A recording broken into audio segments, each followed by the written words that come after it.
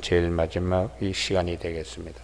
사도행전 28장 23절에서 31절까지 교독하십니다. 그들이 날짜를 정하고 그가 유숙하는 집에 많이 오니 바울이 아침부터 저녁까지 강론하여 하나님의 나라를 증언하고 모세 율법과 선지자의 말을 가지고 예수에 대하여 권하더라.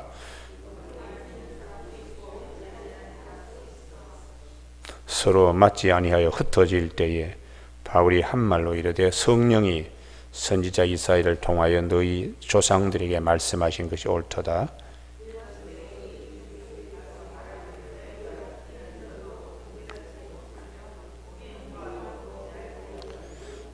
이 백성들의 마음이 우둔하여져서 그 귀로는 둔하게 듣고 그 눈은 감았으니 이는 눈으로 보고 귀로 듣고 마음으로 깨달아 돌아오면 내가 고쳐줄까 함이라 하였으니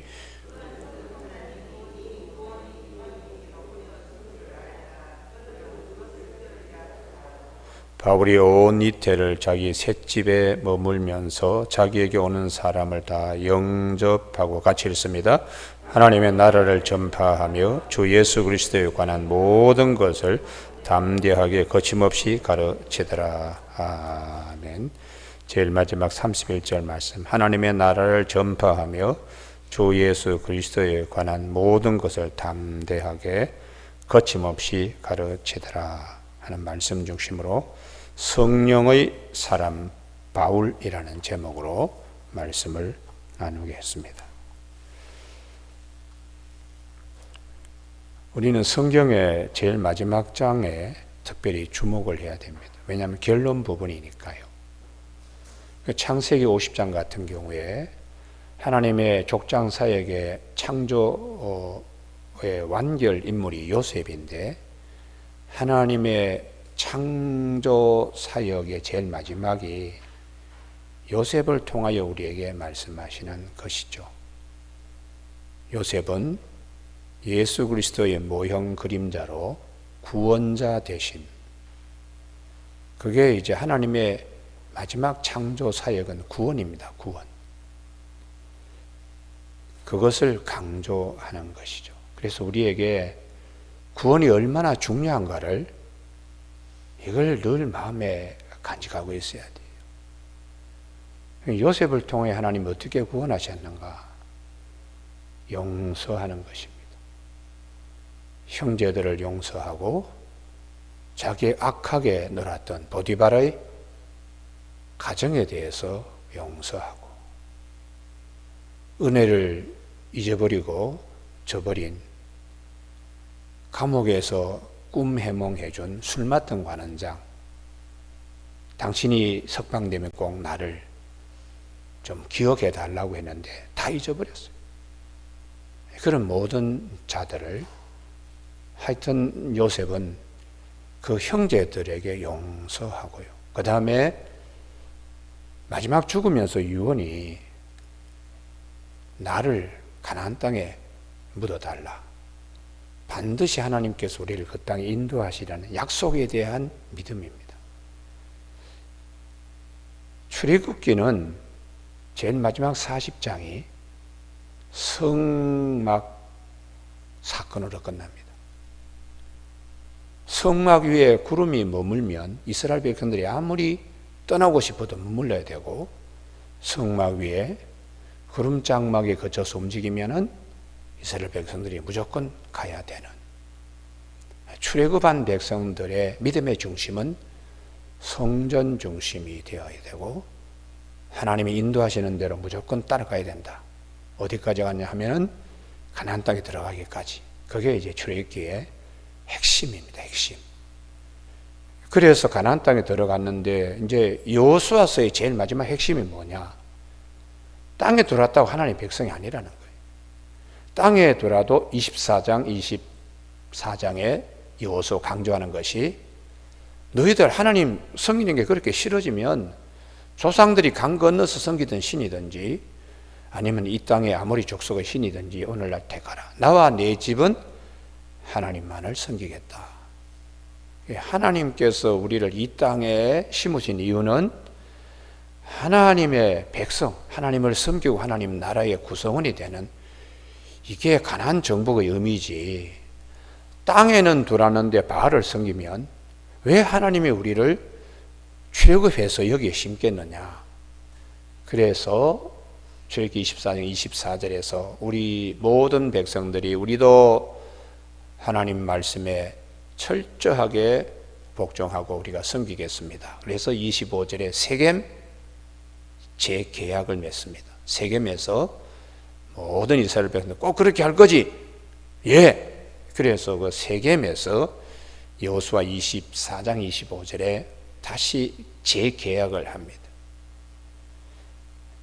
그랬는데도 불구하고 사사기 제일 마지막 21장 끝에 보면 급할 때는 하나님 찾고 지나가면 또 도로 옛사람이 되어가지고 마음대로 생활해. 하나님이 또 가시를 하나씩 넣어줘요. 미디안 사람들을 보내죠. 그러면 또 구원자를 보내달라고. 구원자 없이는 살 수가 없는데도 그래서 이제 보내주면 또 문제가 해결돼요. 사사를 보내줘. 그러면 또 잊어버려요. 이게 계속해서 반복되는 거예요. 마지막 결론이 사사기 21장 25절에 백성들이 진정한 왕이 없었기 때문에 자기의 생각, 자기 소견대로 마음대로 행동하더라. 그게 하나님의 안타까움이에요. 그래서 정말 하나님께서 왕으로 세운 참다운 임금은 다윗이었다. 다윗은 사무엘하 24장 24절에서 아라우나의 타작마당을 은 50세겔로 사서, 그 다음에 중요한 말씀입니다. 번제와 화목제를 드렸다. 이게 다윗의 신앙의 모든 것입니다. 내가 인구조사에서 하나님의 뜻도 아닌데 내 마음대로 하다가, 그게 사사기의 사람들의 형태 아니겠습니까? 정말 죄를 지었습니다. 3일 온영으로 끝나게 해주신 이 은혜, 이걸 이제 번제죠. 번제. 죄인이 하나님 앞에 자기를 드리는 거니까. 그리고 우리와 하나님 사이에 화목해 하실 그분이 오셔야 된다. 그래서 번제와 화목제를 아라우나의 타작마당에, 그게 이제 아브라함의 모리아 산정에서 이삭을 바친 그 너럭바인 동시에 앞으로 솔로몬이 성전을 짓게 되는 귀한 성전터가 되는 거기에 화목제를 드립니다. 화목제. 하나님과 우리 사이에 화목제물로 오신 예수 그리스도께서 오심으로 다윗의 이 소원을 이루어 주신 거예요. 할렐루야. 그래서 구약 성경의 쭉 흐름을 보면 이제 이런 틀을 가지고 있습니다. 창세기에는 구원에 대한 하나님의 창조사에게 완성은 구원이다. 구원받은 백성이 성전 중심으로 출애굽기 40장에, 그리고 구원받은 백성은 하나님을 잘 섬겨야 되는데 여호수아 24장. 그럼에도 불구하고 별 어려운 일 없으면 또 그냥 하나님 없이 그냥 사는 것처럼 자기 생각, 자기 백성으로 자기 소견대로 살다가 어려운 일을 닥치면 그때 하나님 좀 도와주십시오. 또 구원의 하나님을 찾고, 이래서 어떻게 왕 같은 제사장이 될 수 있느냐. 적어도 다윗처럼 내가 내 마음대로 하다가 이게 참 인구조사 마음대로 하다가 이 하나님 앞에 큰 죄를 지었구나. 이 군대가 이게 내 군대인 줄 알았는데 이게 하나님의 군대인 걸 알지 못하고 내가 함부로 행동했구나. 이걸 이제 깨닫고는 회개하는 거. 이 죄인의 회개지요. 동시에 하나님과 나 사이에 화목하게 되는 화목제를 다윗이 드렸습니다. 그래서 우리가 택하신 족속의 왕 같은 제사장이요, 그의 거룩한 나라, 그의 소유된 백성은 우리를 어두운 데서 밝은 빛으로 인도하여 내신 이를 찬송하고 찬양하기 위함이라고 사도 베드로가 베드로전서 2장 8절에서 말씀하고 있습니다.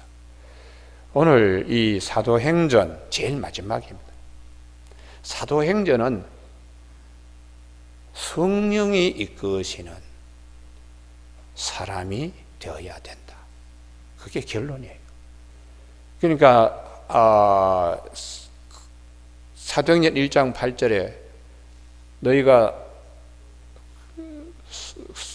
권능을 받고 오직 성령이 너희에게 임하시면 너희가 권능을 받고 예루살렘과 온 유대와 사마리아 땅끝까지 이르러 내 증인이 되리라.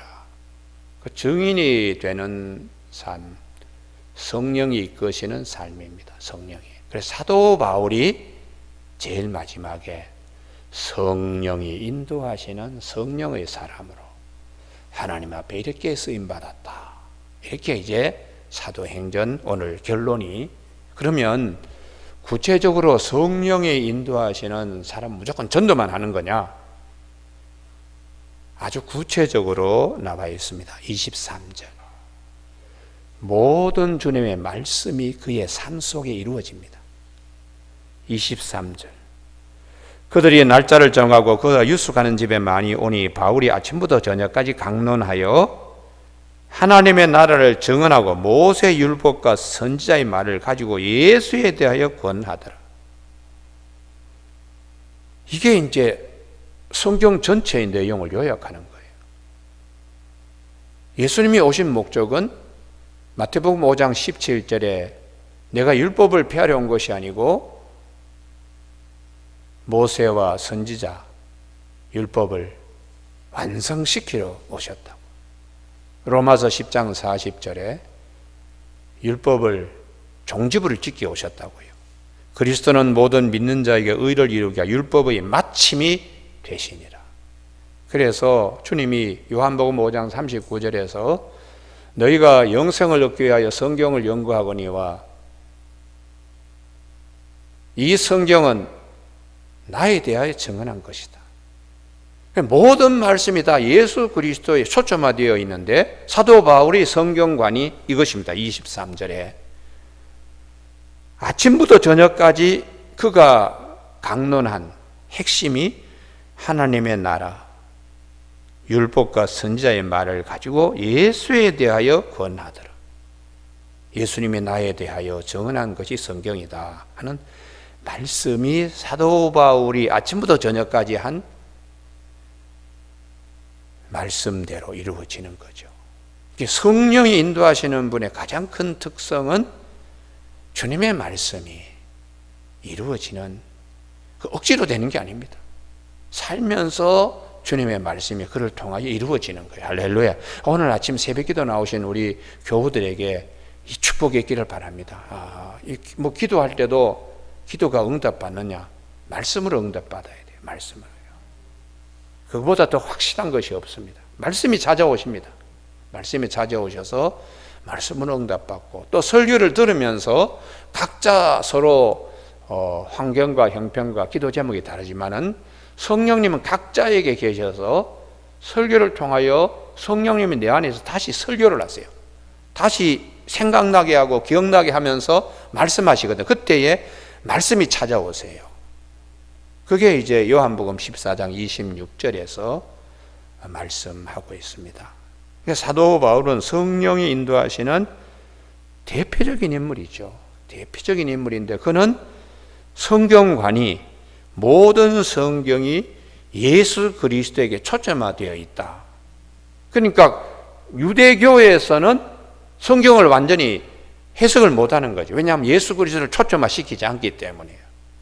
그래서 기독교, 나도 이 부활하신 예수님 만나기 전에는 성경 말씀 그냥 내 노력으로 율법을 행함으로 의롭게 된다고 생각했는데 아니더라. 부활하신 예수님 딱 만나고 나니까 성경의 모든 말씀이 다 아멘이 되더라. 아멘이 되더라.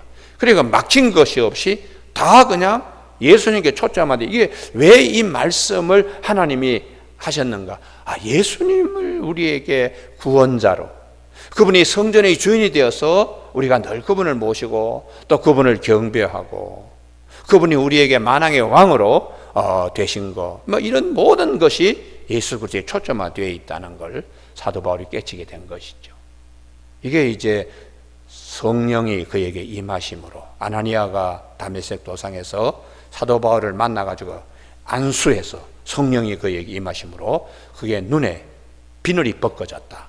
눈이 한꺼풀 벗겨져 가지고 구약의 그 말씀이 구리 거울을 보듯이 희미한 말씀이 얼굴과 얼굴을 대하듯이 밝은 말씀으로 이제 바뀌어지는 것이죠. 그래서 우리가 오늘 아침에 믿음 생활할 때 그냥 가장 정말 하나님께 감사할 수 있는 것은 확실한 계시의 책 성경을 우리에게 주신 걸 감사해야 됩니다. 할렐루야. 예. 다른 많은 종교가 있는데 경전들을 가지고 있는 종교도 있고 경전이 없는 종교도 있어요. 무속은 경전이 없잖아요. 그러니까 신라가 경전이 있는 불교를 채택한 겁니다. 그런데 이 불교의 불성들이 엉망진창이거든요. 그래서 이성계가 나라를 세우면서 종교를 바꿔야 되겠다. 이 불교 이거 저 나라 이렇게 망쳐가지고 외침도 당하고 이래 되겠는가 해서 유교를 채택합니다. 그래가지고 그 유교를 채택해가지고 했는데, 유교는 사람을 사람답게 하는 아주 정말 좋은 종교입니다. 한 가지 구원이 없어서 그렇죠. 구원이 없어서. 유교보다 사람을 사람답게 가르치는 종교는 없습니다.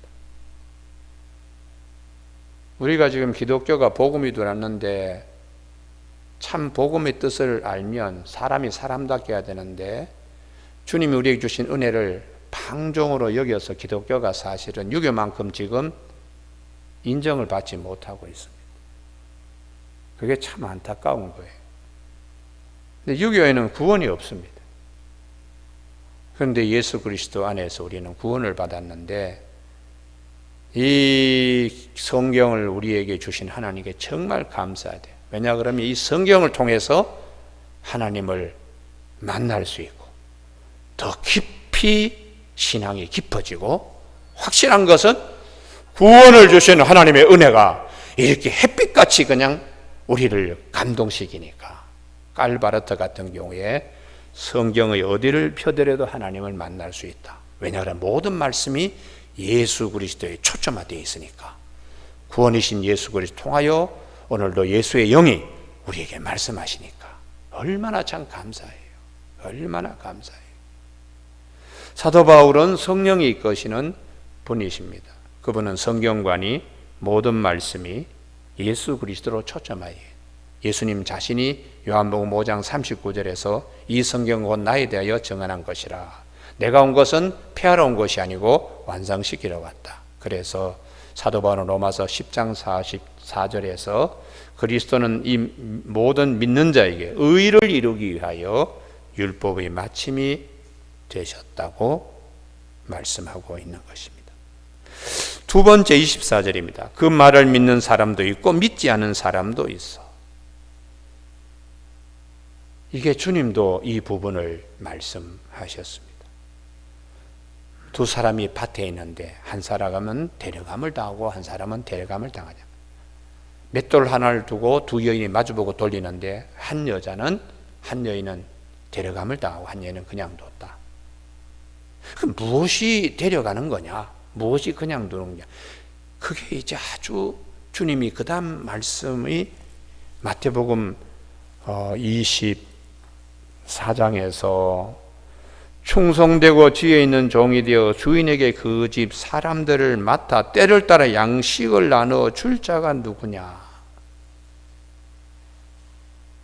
하나님의 말씀을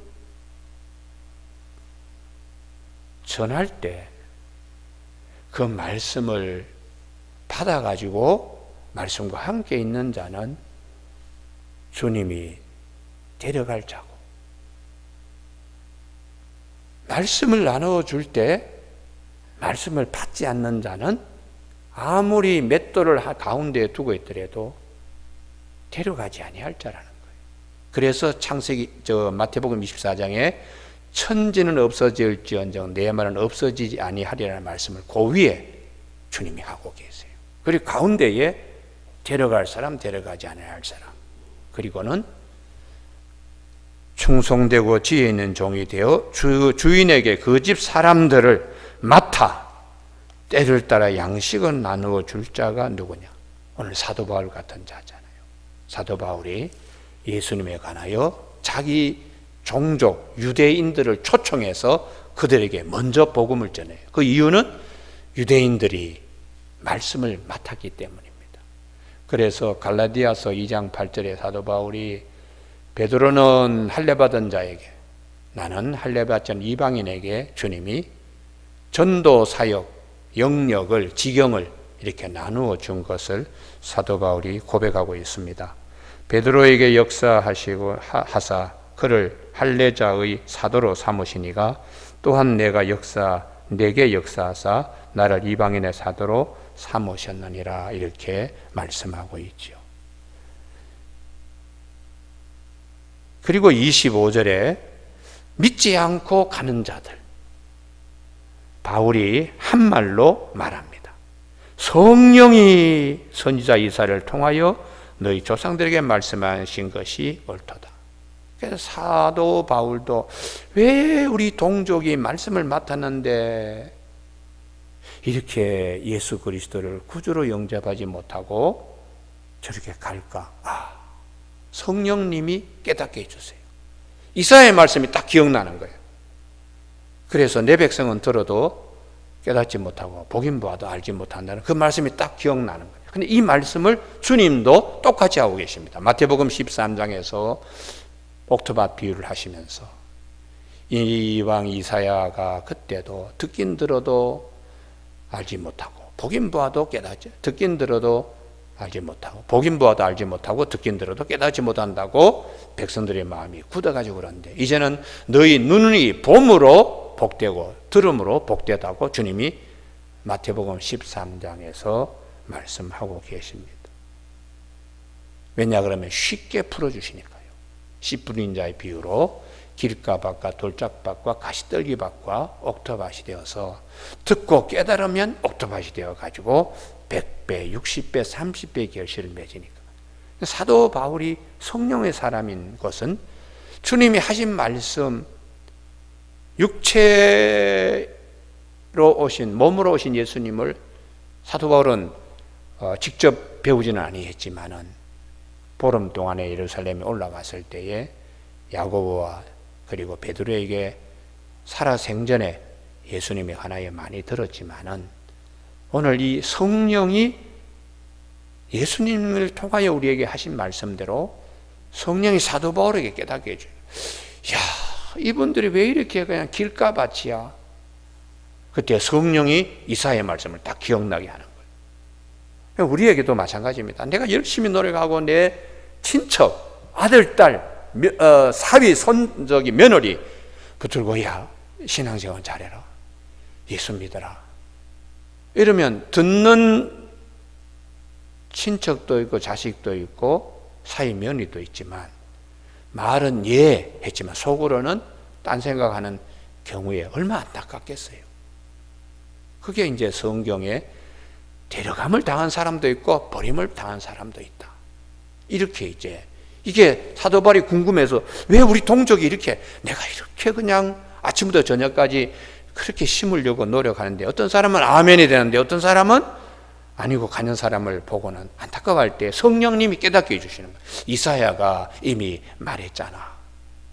이걸 깨닫게 되는 거죠. 그래서 우리가 신앙생활 할 때에 내 힘으로 안 되는 게 있습니다. 죽어도 안 되는 게 있습니다. 몸으로 낳은 자식인데도 목사의 아들, 딸인데도 예수를 믿지 않는 사람들이 많습니다. 참 불행한 일이죠. 사위 며느리인데도 믿지 않는 사람이 많습니다. 그 참 안타까운 거죠. 그래서 이게 혈통으로 육으로 되는 것이 아닙니다. 영의 세계이기 때문에 그래서 사도 바울이 안타까워하는 것이죠. 28절 그런즉 하나님의 이 구원이 이방인에게로 보내진 줄 알라. 이 갈라디아서 2장 8절에 자기 사명이 이방인에게 주님이 이제 이방인의 전도하는 그릇으로 삼겠다는 말씀이 이루어지는 거예요. 이걸 이제 깨닫게 되는 거야. 주님께서 나를 이방인의 사도로 보내신 이유가 여기 있구나. 로마까지 와서 내 동족 그렇게 붙들고 말씀을 전하는데 왜 우리 동족은 유대교에 빠져가지고 거기서 더 문지방을 넘지 못하는데 이것도 하나님 뜻이구나. 이걸 이제 깨닫게 되는 것입니다. 여러분 오늘 아침에 우리 모든 삶이 사도 바울과 같이 성령으로 늘 이끌림을 당하는 삶을 가장 귀한 자리에 놓고 신앙생활 하기를 바랍니다. 예.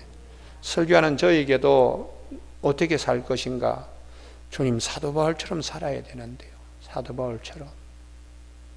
그분이 하신 말씀은 압축된 언어로 되어 있기 때문에 굉장히 처음에는 사도 바울의 서신을 이해하기 어려워요.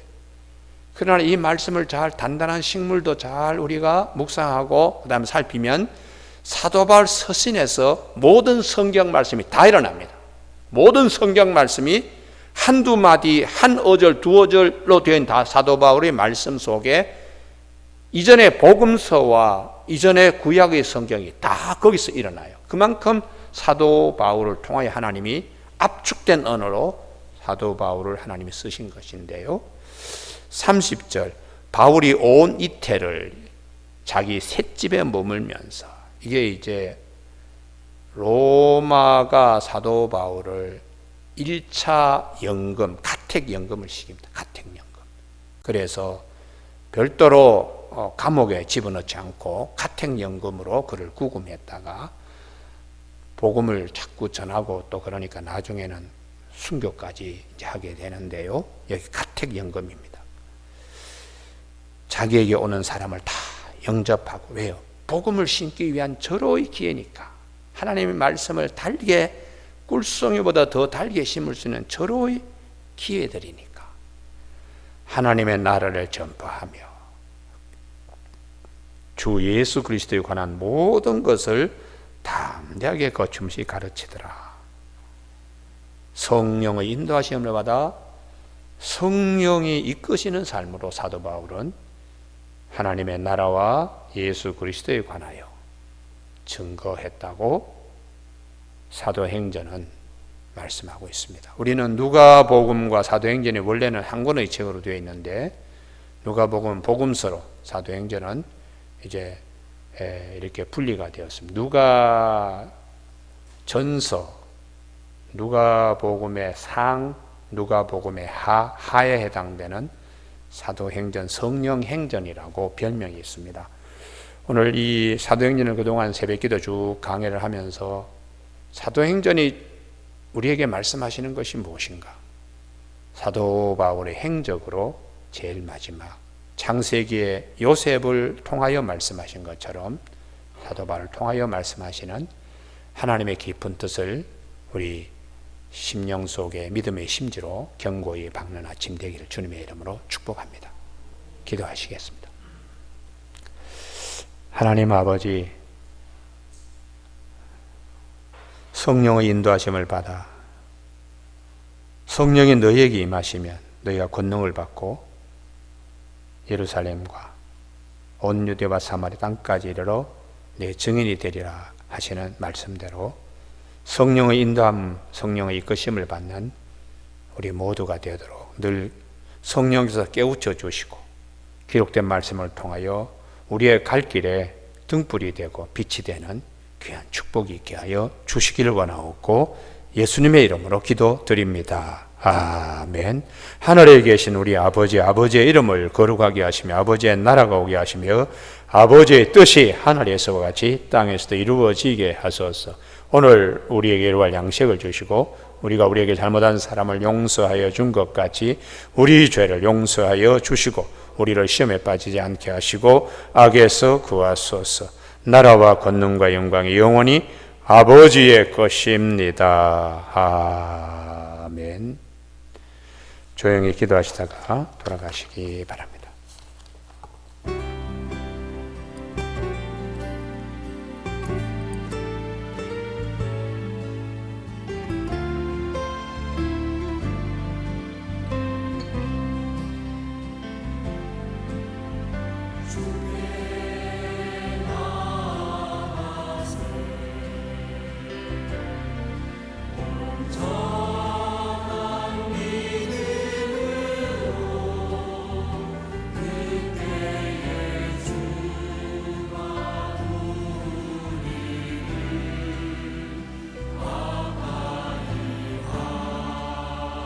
주